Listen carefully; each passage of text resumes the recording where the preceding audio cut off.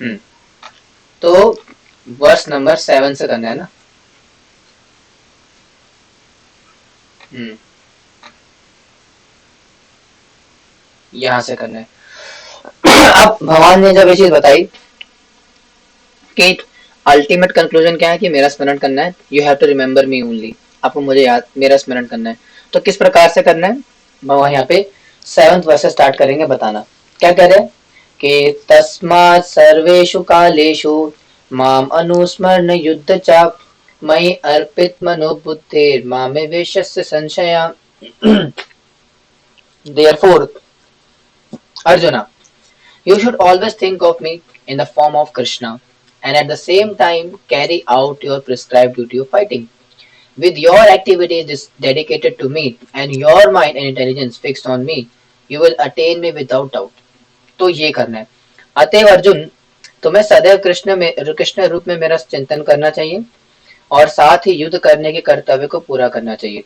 अपने कर्मों को मुझ पे समर्पित करके तथा अपने मन एवं बुद्धि को मुझ में स्थिर करके तुम निश्चित रूप से मुझे प्राप्त कर सकोगे। तो भगवान समझा रहे किस प्रकार से अगर अंत काल में मेरा स्मरण करता है तो मेरे पास आते हैं वगैरह वगैरह।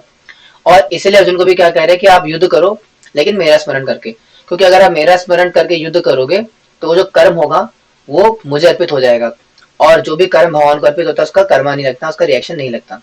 और मैंने कहा डिस्कस करा था चैप्टर नंबर 3 के अंदर है ना। भगवान ने बोला था कि यज्ञनार्थात् कर्मणो अन्यत्र लोको यम कर्म बंधना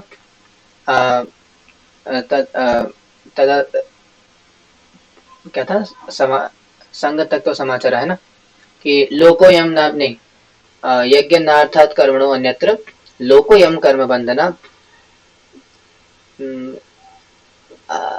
क्या था आगे, कर्म बंध कर्म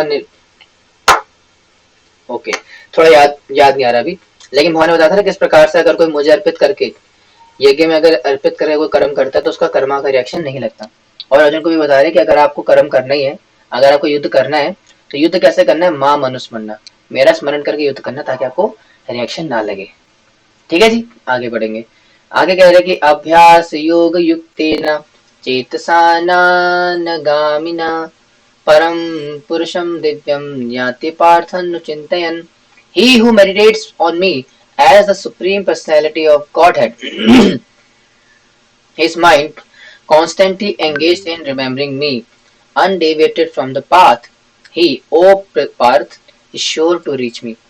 कह रहे कि हे पार्थ, जो व्यक्ति मेरा स्मरण करने में अपना मन निरंतर लगाए रखकर अविचलित भाव से भगवान के रूप में मेरा ध्यान करता है वह मुझको अवश्य प्राप्त करता है। तो बेसिकली मोहन साफ साफ बता रहे कि अगर कोई व्यक्ति हमेशा मेरा स्मरण करेगा, हर कार्य को करते समय मेरा चिंतन करेगा, मेरा स्मरण करेगा, मेरे ही बारे में सोचता रहेगा, मेरे ही ऊपर मेडिटेट करता रहेगा, तो ultimately without any doubt he will surely reach to me, भगवान तक प्राप्त होगा, मुझे प्राप्त करेगा अगर कोई व्यक्ति ये करता है तो। ठीक है, अब यहाँ से मीटर चेंज हो रहा है 2 दिन वर्सेस के लिए। अभी तो कौन सा मीटर चला था गीता का, अनुष्ठक मीटर है ना। अभी कौन सा मीटर आया यहाँ पे, उपजाति। क्या कह रहे हैं इसके अंदर, कविम पुराणम नुशासित, नहीं अच्छे से गाते हैं, कविम पुराणम नुशासितारत मनोरणीयां समुनस्तरेध्याक सर्वस्य धातरमचिन्तरूपा माद्यवर्णा तमसा परस्तात्। कह रहे हैं one should meditate upon the supreme person as the one who knows everything, as he who is the oldest, who is the controller, who is smaller than the smallest, who is the maintainer of everything, who is beyond all material conception, who is inconceivable, and who is always a person. He is luminous like the sun and he is transcendental beyond the material nature. अब भगवान कुछ अपनी qualification quality बता रहे हैं। कह रहे हैं मनुष्यों को चाहिए, किनको चाहिए, मनुष्यों को, यानी कि हम लोगों को क्या चाहिए कि परम पुरुष का ध्यान, सर्वज्ञ, पुरातन, नियंता, लघुतम से भी लघुतम, प्रत्येक का पालन करता, समस्त भौतिक बुद्धि से परे, अचिंत्य तथा नित्य पुरुष के रूप में मुझे करे। यानी कि भगवान चाहते हैं कि मनुष्य, मनुष्य मतलब ह्यूमंस, आप और मैं, भगवान चाहते हैं कि हम लोग क्या करें, हमेशा उस परम पुरुष यानी कि भगवान श्री कृष्ण का स्मरण करते रहे, जो कि पुरातन है, लघुत्तम से भी लघुत्तम है, एटसेट्रा एटसेट्रा, जो भी बातें बताए ना, जो भगवान है उनका हमें हमेशा स्मरण करना चाहिए। वह सूर्य की भांति तेजवान है। किस प्रकार से वो तेजवान है? सूर्य के भांति, जिस प्रकार से सूर्य चमकता है आसमान में एकदम तेजी से, वैसे भगवान भी क्या है, तेजवान है और इस भौतिक प्रकृति से परे दिव्य रूप में है। और क्या भगवान इस भौतिक प्रकृति से परे, जो प्रकृति, जो तीन गुणों वाली प्रकृति है, इसके परे है और इनका रूप कैसा है, दिव्य है ना। तो उनका हमें स्मरण करना चाहिए, भगवान बता रहे हैं। और क्या कह रहे हैं आगे कि क्या करना चाहिए हमें, कि प्रायण काले मनसा चलेना भक्त्या युक्तो योग बलेनेव चैतन्य, भक्त्या युक्तो योग बलेन च भू भूरोर्मध्ये प्रणमावेश्य सम्य कस्य तं परम पुरुषं पेति दिव्यम। कह रहे हैं, one who at the time of death fixes his life ear between the eyebrows and by the strength of yoga with an undivided mind engages himself in remembering the Supreme Lord in full devotion will certainly attain the Supreme Personality of Godhead। अभी भगवान ने क्या बोला कि हमेशा मेरा स्मरण करते रहो, हमेशा मेरा चिंतन करते रहो, उससे क्या होगा, आप मुझ तक प्राप्त करोगे। लेकिन भगवान बता रहे किस प्रकार से करना है मेरा चिंतन। तो क्या कह रहे हैं कि मृत्यु के समय जो व्यक्ति अपनी प्राण को बहु के मध्य स्थिर कर लेता है, यानी जब व्यक्ति मरने वाला होता है तो मरने के वक्त क्या करना चाहिए, हमारा जो प्राण है, प्राण हमारी जो जान है शरीर के अंदर, जिसको प्राण बोलते हैं, प्राण जो कि प्राण वायु के साथ बहती है, अपने प्राणों को क्या करो, अपनी भोवे, ये होते हैं ना आईब्रोज, आईब्रोज के बीच में ला करके, जो सेंटर हमारा पॉइंट है यहाँ पे ला करके केंद्रित कर लो। ठीक है जी, केंद्रित कर लियो। उसके बाद क्या करना है, योग शक्ति के द्वारा अविचलित मन से पूर्ण भक्ति के साथ परमेश्वर के स्मरण में अपने को लगा दो। और साथ में क्या करना है, भगवान के, परमेश्वर की चिंतन में, उनके क्या बोलते हैं, स्मरण में लगा दो। कैसे? अविचलित भाव से, यानी कि बिना अपने मन को भटकावे, बिना इधर उधर किसी और के बारे में सोचे हुए भगवान के ऊपर अपना मन केंद्रित कर दो। वह निश्चित रूप से भगवान को प्राप्त करेगा। और ऐसा करने से क्या होगा, वो निश्चित रूप से भगवान को प्राप्त करेगा। कौन? जो कि अंत काल में ये चीज करता है। ठीक है, तो भगवान बता रहे इस प्रकार से उनको पाना है अंत काल में स्मरण करके। ठीक है जी। अब आगे क्या कह रहे हैं, आगे कह रहे हैं कि यदक्षरम वेदविदो वदन्ति विश्यन्ति यत्तयो वीतरागा यदिच्छन्तो ब्रह्मचार्य चरन्ति तत्ते पदम संगृणा प्रवक्ष्ये। हाँ, कह रहे person who are learned in the Vedas, who utter on Omkar and who are great sages in the rounds order, enter into Brahman. Desiring such perfection, one practices celibacy. I shall now briefly explain to you this process by which one may attain salvation. अब भगवान बता रहे किस प्रकार से ये process को follow, मतलब अंत काल में स्मरण तो करोगे, लेकिन वहां तक पहुंचने के लिए जीवन काल में क्या करना है। जो वेदों के ज्ञाता हैं, जो ओमकार का उच्चारण करते हैं और जो संन्यास आश्रम के बड़े बड़े मुनि हैं, वे ब्रह्म में प्रवेश करते हैं। यानी कि जो मुनिगण है, सन्यासी लोग हैं, वो जाकर के ब्रह्म में प्रवेश करते हैं, जिनको कि वेदों का ज्ञान है। ऐसी सिद्धि की इच्छा करने वाले ब्रह्मचार्य व्रत का अभ्यास करते हैं। और जिनको इस प्रकार सिद्धि प्राप्त करनी है, मतलब अंत काल में इस प्रकार से भगवान का स्मरण करना है, उन्हें क्या करना चाहिए, ब्रह्मचार्य का पालन करना चाहिए। अब मैं तुम्हें वह विधि बताऊंगा जिससे कोई व्यक्ति मुक्ति लाभ कर सकता है। और अब भगवान बताएंगे वाली विधि जिसके माध्यम से इस लेवल तक हम पहुंच सकते हैं। ठीक है, और विधि क्या है आगे बता रहे, कह रहे कि सर्व द्वाराणि संयन्य मनोरिद्धि निरुद्ध च मुत्थन्याधाय मना प्राणं स्थितो योग धारणम। The yogic situation is that of detachment from all sensual engagements, closing all the doors of the senses and fixing the mind on the heart and the life air at the top of head. One establishes himself in yoga. किस प्रकार से करना योगा? समस्त इंद्रियों क्रियाओं से विरक्त को योग की स्थिति कहा जाता है। हाँ, इंद्रियों के समस्त द्वारों को बंद करके यानी कि समस्त द्वार कौन कौन से इंद्रिय के? 9 द्वार है। कौन कौन से?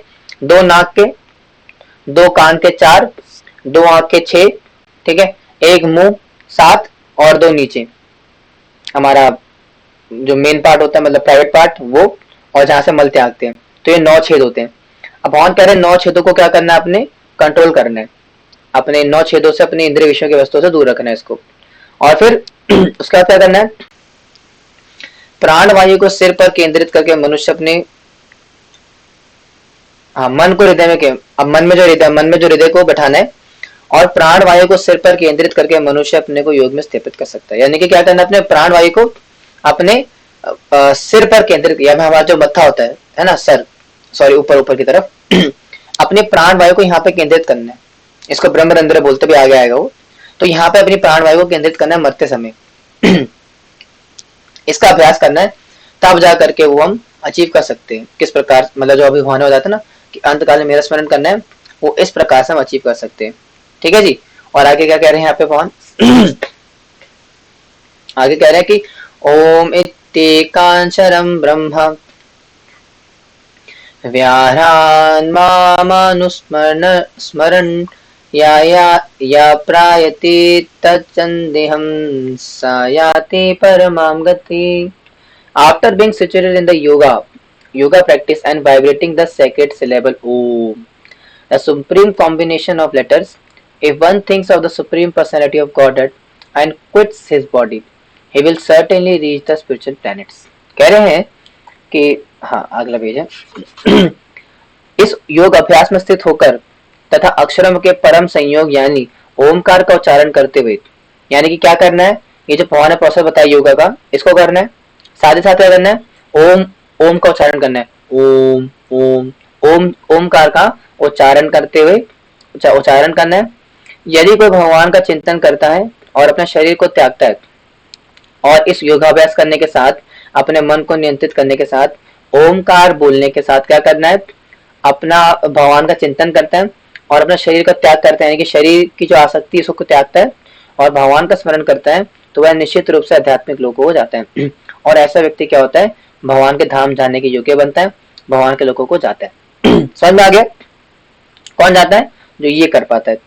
ठीक है, आगे बढ़ेंगे। आगे कह रहे कि अनन्य चेतसा सततम यो मां स्मरति नित्यशा तस्याहं सुलभः पार्था नित्ययुक्तस्य योगिना। क्या कह रहे हैं यहाँ पे? For one who always remembers me without deviation, I am easy to obtain, O son of Pritha, because of his constant engagement in devotional service. कह रहे कि हे अर्जुन, जो अनन्य भाव से निरंतर मेरा स्मरण करता है। कौन?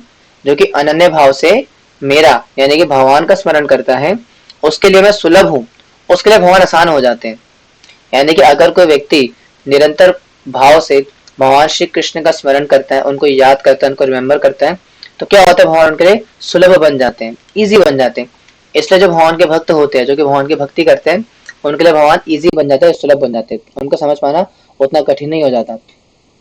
अदरवाइज भगवान की लीलाएं, भगवान के ऊपर जो मेडिटेशन है, उनके ऊपर सोचना, उनके बारे में पता करना, इट बिकम्स वेरी डिफिकल्ट। लेकिन जो भगवान के भक्त होते हैं वो भगवान को समझ जाते, इजी हो जाते, क्योंकि भगवान खुद ही, क्योंकि वह मेरी भक्ति में प्रवृत्त होते हैं। क्यों? क्योंकि वो भगवान की भक्ति में प्रवृत्त होते हैं, भगवान की भक्ति करते हैं, भगवान के नामों का जप करते हैं, हरे कृष्ण महामंत्र का जप करते हैं। उससे क्या होता है? भगवान खुद ही सुलभ बन जाते हैं और उनके समझ में आ जाते हैं, है ना। एक बड़ा फेमस डायलॉग है किसी बड़े एक्टर का कि मैं दिल में आता हूँ समझ में नहीं।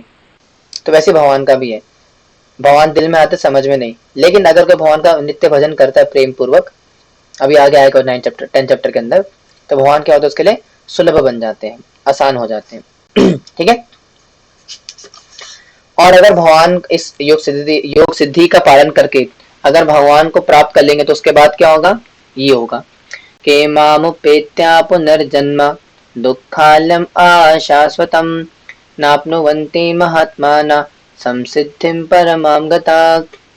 आफ्टर अटेनिंग मी, उसके बाद क्या होता है? The great souls who are yogis in devotion never return to this temporary world which is full of miseries because they have attained the highest perfection। कह रहे हैं मुझे प्राप्त करके महापुरुष, यानी कि महापुरुष भगवान को प्राप्त कर सकते हैं। भगवान साफ साफ बोल रहे हैं कि कोई ऐरा गहरा नथु गहरा भगवान को प्राप्त नहीं कर सकता। कौन कर सकता है? महापुरुष। वो महापुरुष जो कि भगवान को प्राप्त कर लेता है, जो भक्ति योगी है, भक्ति योग के माध्यम से कभी भी दुखों से पूर्ण, कभी भी क्या होता है, इस दुखों से पूर्ण इस संसार में नहीं आता। यानी कि संसार क्या है? दुखालय में, है ना। संसार में क्या है? सिर्फ दुख मिलते हैं, दुखों का संसार है। क्या आप लोग इस बात से एग्री करते हो सारे कि संसार दुखों का घर है? इस संसार में केवल केवल हमें दुख मिलते हैं। कितने लोग एग्री करते हैं? सारे करते हैं, है ना, क्योंकि आप सबने भी वो दुख पाए हैं है ना, इसलिए करते हैं।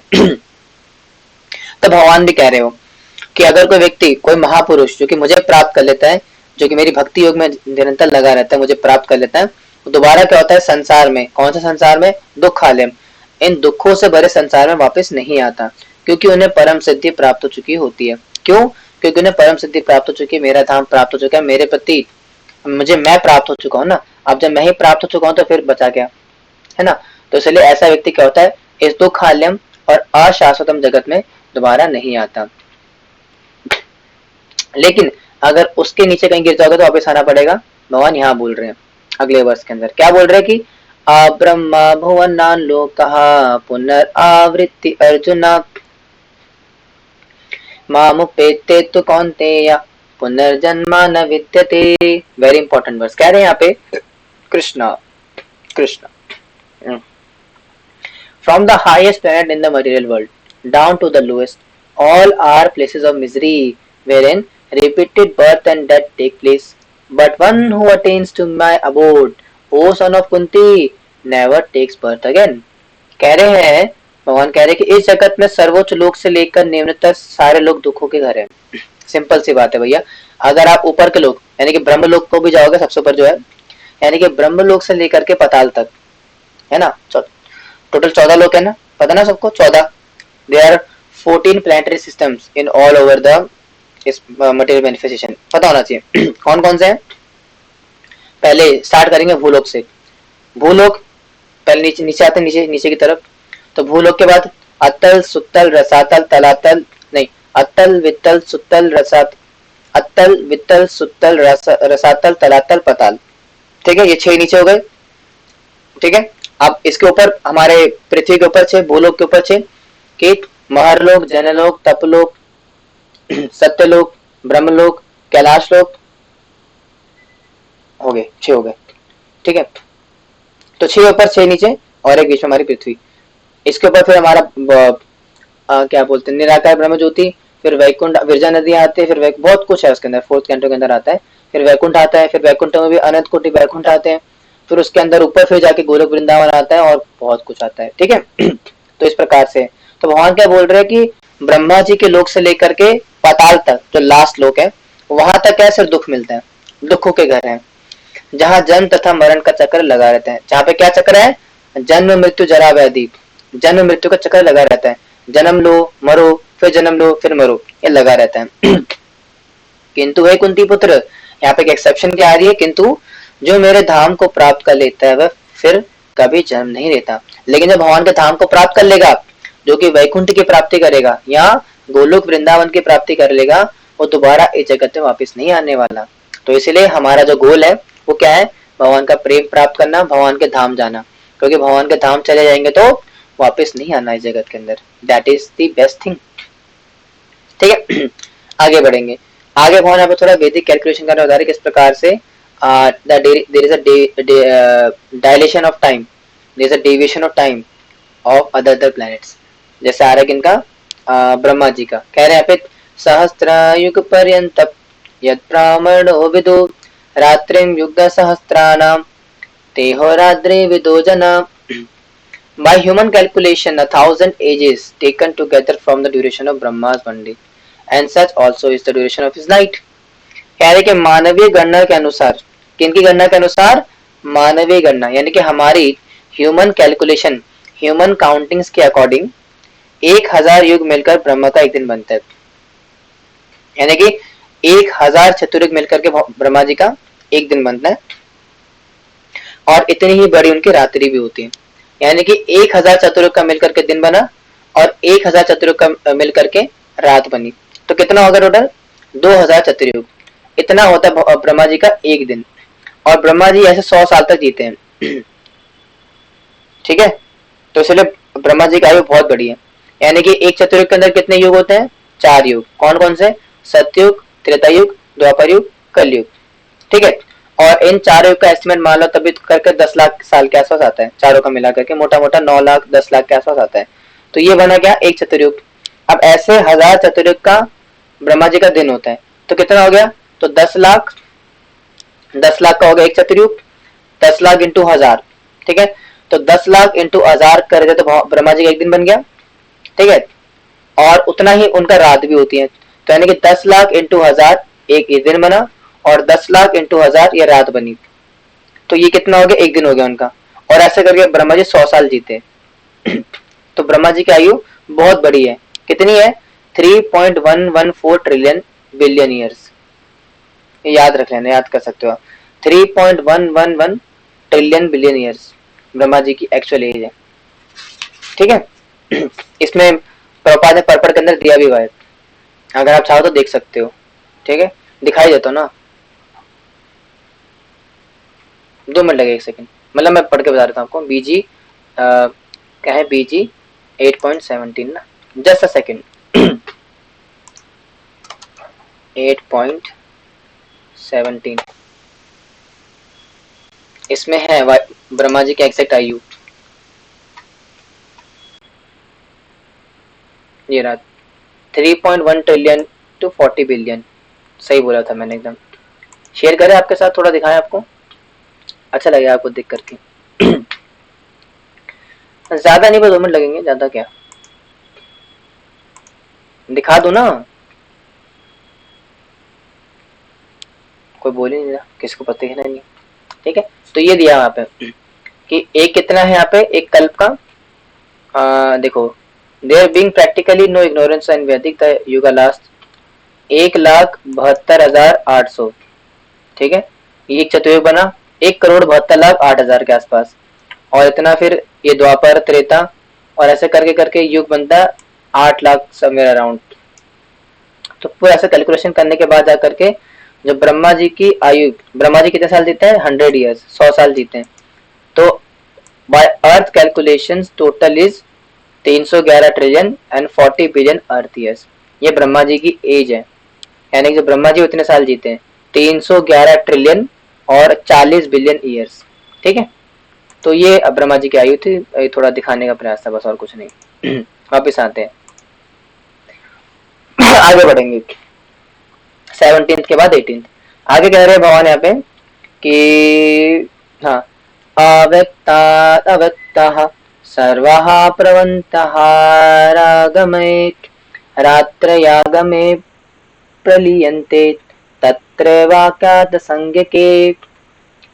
At the beginning of Brahma's day, क्या होता है? All living entities become manifest from the unmanifest state, and thereafter when the night falls, they are merged into the unmanifest again.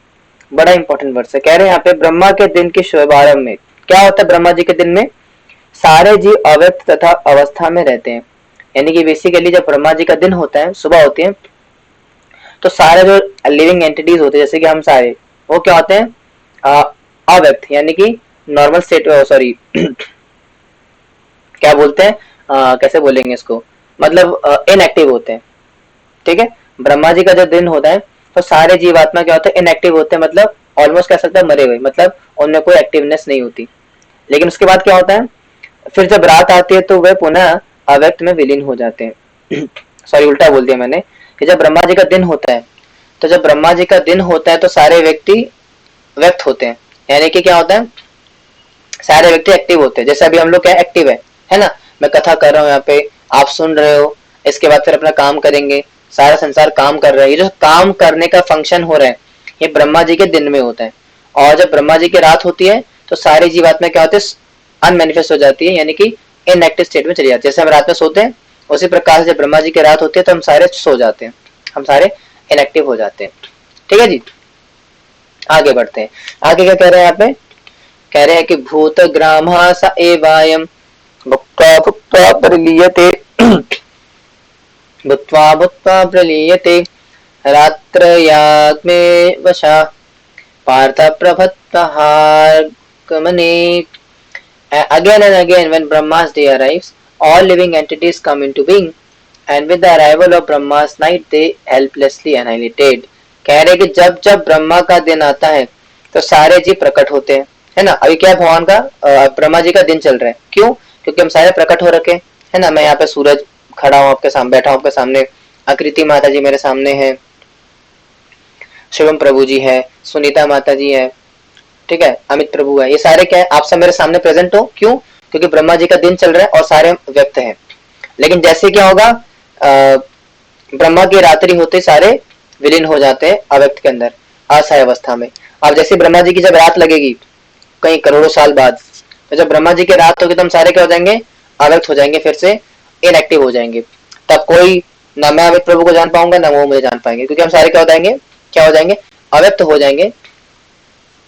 इसीलिए ब्रह्मा जी के रात के समय, इसलिए अभी ब्रह्मा जी का दिन चल रहा है क्योंकि हम सारे एक्टिव स्टेट में हैं। आगे बढ़ेंगे, क्या कह रहे हैं आगे, कह रहे कि परस तस्मास्त भावन्य अव्यक्तो व्यक्त सनातना या सर्वेषु भूतेषु नस्तस्तु न विश्यति। Yet there is another unmanifest nature which is eternal and is transcendental to this manifested and unmanifested matter. It is supreme and is never annihilated. When all in this world is annihilated, that part remains as it is. क्या कहे, बड़ा important word है ये। कह रहे कि इसके अतिरिक्त, यानी कि इन प्रकृति के अतिरिक्त भी एक अन्य प्रकृति, अव्यक्त प्रकृति है जो शाश्वत है और इस व्यक्त तथा अव्यक्त पदार्थ से परे है। यानी कि अब इतना समझ में आ गया कि ब्रह्मा जी जब सोते हैं तो सारा जो है अव्यक्त हो जाता है, सारी प्रकृति, और जब ब्रह्मा जी जागते दिन के समय में तो सारी प्रकृति व्यक्त हो जाती है। लेकिन भगवान कह रहे हैं यहाँ पे कि अगर जब ब्रह्मा जी का रात होती है और सारी प्रकृति अव्यक्त भी हो जाती है, उसके बावजूद भी एक ऐसी प्रकृति है भगवान की जो कि व्यक्त रहती है, भगवान की दिव्य प्रकृति है। यह परा और कभी नाश न होने वाली है, और एक ऐसी प्रकृति है जो कि कभी नाश नहीं होती और कभी क्षय नहीं होती इसका। जब इस संसार का सब कुछ लय हो जाता है तब भी उसका नाश नहीं होता, और जब इस पूरे संसार का नाश हो जाता है, कब होता है, कुछ समय अराउंड कुछ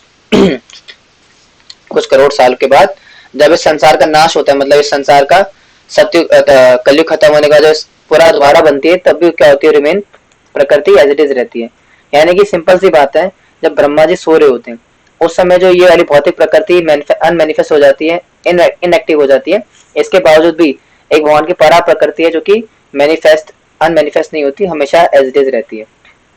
ठीक है, अब वो कौन सी भगवान आगे बताएंगे। अभी कह रहे कि अव्यक्तोक्षरा इत्युक्त अव्यक्तोक्षरातिस युक्तस तम तम अहम परमं गतिम यम प्राप्य न निवर्तन्ते तत्थामं परमं मम। कौन सी है वो? That which the Vedantis describe as unmanifest and unfallible, that which is known as a supreme destination, that place from which, having attained it, never returns, that is my supreme abode। कह रहे हैं जिसे वेदांती अप्रकट तथा विनाशी बताते हैं। कौन बताते हैं? वेदांती। वेदांती कौन होते हैं? जो कि वेदाध्ययन करके, वेदों का ज्ञान लेकर के बहुत बड़े पंडित बन चुके होते हैं, है ना। संस्कृत पढ़ करके, शास्त्रों का ज्ञान लेकर के जो पंडित हो जाते हैं, जो वेदांतिस्ट कहलाते हैं, वो क्या कहते हैं? उसको बताते हैं अविनाशी, अप्रकट बताते हैं, जो परम गंतव्य है, जो कि क्या है, हमारी सुप्रीम डेस्टिनेशन। जैसे अगर हम गाड़ी चला के रास्ते में जा रहे हो, अब गाड़ी कहीं ना कहीं तो रुकेगी ना, कोई ना कोई पूछेगा ना आपसे कि आपको जाना कहाँ पर है, तो आप बताते हो कि हमें भाई नेहरू चौक जाना है, नेहरू प्लेस जाना है, आजादपुर जाना है, तो हमारे को डेस्टिनेशन होती है। वैसे ही हमारी भी कोई ना कोई डेस्टिनेशन है। क्या है वो? जिसे प्राप्त कर लेने पर कोई वापस नहीं आता, वह मेरा परम धाम है। क्या है वो? माय स्पिरिचुअल अबोर्ड, भगवान का परम धाम गोलोक वृंदावन। और वहां जाने के बाद व्यक्ति को वापस नहीं आता। तो वो परा प्रकृति कौन सी, जो कि कभी मैनिफेस्ट नहीं, अनमैनिफेस्ट नहीं होती? भगवान का धाम। यानी कि जब ब्रह्मा जी की रात होती है तो सब कुछ अव्यक्त हो जाता है, नाश हो जाता है, लेकिन उसके बावजूद भी भगवान का धाम रहता है, जो कि हमारी परम डेस्टिनेशन है, अल्टीमेट डेस्टिनेशन है। और वहां तक पहुंचा कैसे जाता है? भगवान की भक्ति करके पहुंचा जाता है। ठीक है, भगवान ने कह रहे हैं यहाँ पे। आगे बढ़ते आगे कह रहे हैं कि पुरुषाः सा परा परा पार्था भक्त्या लभस्तवन्यया यस्त्यान्तास्थानि भूतानि येन सर्वम् इदं ततम्। The Supreme Personality of Godhead, who is greater than all, is attainable by unalloyed devotion. Although he is present in his abode, he is all pervading and everything is situated within him. कह रहे भगवान जो सबसे महान है, कौन महान है सबसे? भगवान ऑफ कोर्स। अब भगवान से ज्यादा महान कौन होगा, है ना? तो भगवान जो सबसे महान है, अनन्य भक्ति द्वारा ही प्राप्त किए जा सकते हैं। अभी क्या हमें पीछे डिस्कस करा कि हमारी अल्टीमेट डेस्टिनेशन क्या है? भगवान के धाम जाना। लेकिन भगवान के धाम जा कह सकते हैं केवल और केवल भक्ति के माध्यम से, भगवान की भक्ति कर करके। यद्यपि वे अपने धाम में विराजमान रहते हैं तो भी वे सर्वव्यापी हैं। यानी कि ऑल्दो भगवान अपने धाम में रहते हैं, गोलोक वृंदावन में रहते हैं, लेकिन इसके बावजूद भी वो हर तरह प्रेजेंट है।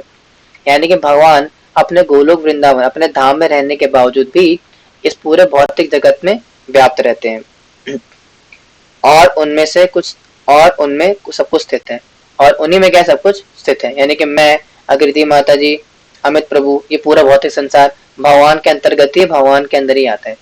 ठीक है, तो ऐसा नहीं कि भगवान अपने गोलोक वृंदावन अपने धाम में लीला इत्यादि कर रहे हैं तो संसार में नहीं है। नहीं, भगवान गोलोक वृंदावन में अपने सखाओं के साथ लीला भी कर रहे, गोपियों के साथ लीला भी कर रहे हैं, साथ ही साथ इस भौतिक जगत में भी है।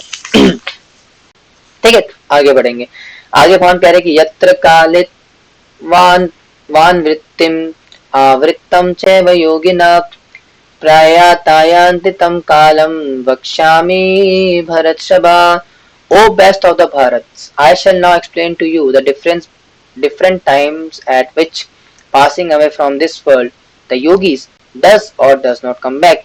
अब भगवान ने क्या बताया किस प्रकार से मेरा परम धाम है, सब कुछ नष्ट होने के बाद भी वो बचा रहता है, किस प्रकार से योगी मुझ तक प्राप्त करते हैं, अंत काल में मेरा स्मरण कैसे करते हैं, अंत काल में मेरा स्मरण कौन कौन कर पाता है, कैसे कैसे करना है, एक्सेट्रा बता दिया। अब भगवान कुछ और बता रहे हैं। क्या बता रहे हैं कि हे भरत श्रेष्ठ, अब मैं तुम्हें उन विभिन्न कालों को बताऊंगा। कालो मतलब ब्लैक, कोई काला व्यक्ति नहीं है, कालो मतलब समय कोई काल बोला जाता है। तो भगवान बता रहे कि मैं तुम्हें क्या बताऊंगा, अलग अलग समय, यानी कि अलग अलग टाइम बताऊंगा जिनमें इस संसार से प्राणायन करने के बाद योगी पुनः आता है अथवा नहीं आता। यानी कि अब वो समय कौन कौन सा है जिस समय पे अंत काल में जो एक्टिविटी बताई थी ना कि अंत काल में मेरा स्मरण करना है, यानी कि कौन कौन सा समय है जिसमें कि व्यक्ति अंत काल में भगवान का स्मरण करेगा तो भगवान के प्राप्त करेगा या फिर नहीं करेगा। वो कौन कौन से समय है, अब उनकी थोड़ी चर्चा आएगी यहाँ पे। तो कौन कौन सी है? पहले आ रहा है, क्या आ रहा है कि अग्निर्ज्योतिरः शुक्ला षण्मासा उत्तरायणम तत्र प्रायात गच्छन्ति ब्रह्म विदो जना। Those who know the Supreme Brahma attain that Supreme by passing away from the world during the influence of the fairy god in the light at an auspicious moment of the day, during the fortnight of the waxing moon, or during the 6 months when the sun travels in the north. तो ये समय है पहला। क्या आया कि जो परम ब्रह्म को ज्ञाता है, यानी जो भगवान के धाम जाना चाहता है, परम ब्रह्म में जाना चाहता है, वे अग्निदेव के प्रभाव में, प्रकाश में, दिन के शुभ क्षण में, शुक्ल पक्ष में या जब सूर्य उत्तरायण में रहता है, उन 6 मासों में से संसार में शरीर त्यागने पर उस परम ब्रह्म को प्राप्त करता है। यानी कब कब त्यागता है वो शरीर? यानी कि प्रकाश के समय, यानी कि सुबह के समय में त्यागता है ना। जो सुबह का अच्छा मुहूर्त होता है उसमें, शुक्ल पक्ष के समय, 2 प्रकार के पक्ष होते हैं ना, शुक्ल पक्ष और कृष्ण पक्ष। तो जो शुक्ल पक्ष में शरीर त्यागता है, उत्तरायण होता है, दक्षिणायन होता है। उत्तरायण का क्या मतलब होता है? जो ऊपर के ऊपर होता है, जनवरी से लेकर के जो पहले के 6 महीने होते हैं वो उत्तरायण, और जो नीचे के 6 महीने होते हैं उसको दक्षिणायन बोलते हैं। उत्तरायण और दक्षिणायन। तो भगवान क्या बोल रहे हैं कि जो शुक्ल पक्ष में, उत्तरायण में क्या करता है, शरीर को त्याग करता है, ठीक है, वो क्या भगवान को प्राप्त करता है। तो ये कौन व्यक्ति है? अगर इस समय व्यक्ति शरीर छोड़ता है तो भगवान को प्राप्त करता है। और कौन नहीं कर पाता, आगे बता रहे, कह रहे कि धूमो रात्रिस्तथा कृष्णा षण्मासा दक्षिणायनम तत्र चंद्रामसं ज्योतिर्योगी प्राप्य निवर्तते। The mystic who passes away from this world during the smoke, the night, the fortnight of the waning moon, or the 6 months when the sun passes to the south, reaches the moon planets but again come back. कह रहे हैं जो योगी धुएं यानी कि सर्दी का समय हो गया, रात्रि यानी कि रात में, कृष्ण पक्ष में या यानी कि शुक्ल, वो कौन सा पक्ष था? शुक्ल पक्ष। ये कौन सा पक्ष है?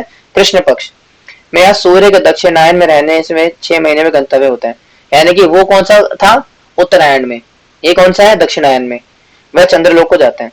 यानी कि ऐसा व्यक्ति जो कि धुएं के समय यानी कि जब स्मोक लगाओ, धुआं हो चारों तरफ, रात का समय हो, कृष्ण पक्ष हो और दक्षिणायन का समय चल रहा हो, ऐसा व्यक्ति अगर इस समय पर शरीर त्यागे, योगी अगर कोई योगी इस समय पर अगर शरीर त्याग करेगा तो कहाँ जाएगा? चंद्रलोक को जाएगा, लेकिन वहां से वापस भी आएगा। यानी कि कौन सा व्यक्ति भगवान के पास आता है किस समय पे शरीर छोड़ने पे बता दिया, और कौन सा नहीं आ पाता बता दिया। आगे बढ़ते हैं। आगे कह रहे कि शुक्ल कृष्णो गतिर हो तो जगत्ता शाश्वते मते एकया यातना वृत्तिम अन्यवा तत्ते पुनः। According to Vedic opinion, there are two ways of passing from this world. One in light and one in darkness. When one passes in light, he does not come back. But when one passes in darkness, he returns. Simple सी बात बता रहे भगवान यहाँ पे कि वैदिक मत अनुसार इस संसार के प्रयाण के दो तरीके हैं। यानी कि वैदिक यानी कि वेदों के हिसाब से, वैदिक ट्रेडिशन के हिसाब से इस संसार से जाने का यानी कि शरीर त्यागने का या बेसिकली मरने के दो रास्ते होते हैं। कौन कौन से? एक प्रकाश का तथा दूसरा अंधकार का, यानी कि एक लाइट का और एक अंधकार का। जब मनुष्य प्रकाश के मार्ग से जाता है तो वह वापस नहीं आता। यानी कि प्रकाश के मार्ग से यानी कि बेसिकली अगर एनलाइटेंड होकर के जाता है, योग इत्यादि करके जाता है तो भगवान के धाम जाता है, वापस नहीं आता। किंतु अंधकार के मार्ग से जाने वाला पुनः लौट कर आता है। लेकिन अगर कोई व्यक्ति अंधकार से जाने का प्रयास करे यानी कि भोग करके बिना योग के माध्यम से नाना प्रकार के तरीके लगा करके भगवान के पास जाने का प्रयास करता है तो वो भगवान तक नहीं पहुंच पाता, वापस जगत में आ जाता है। सिंपल सी बात। ठीक है जी, आगे बढ़ेंगे।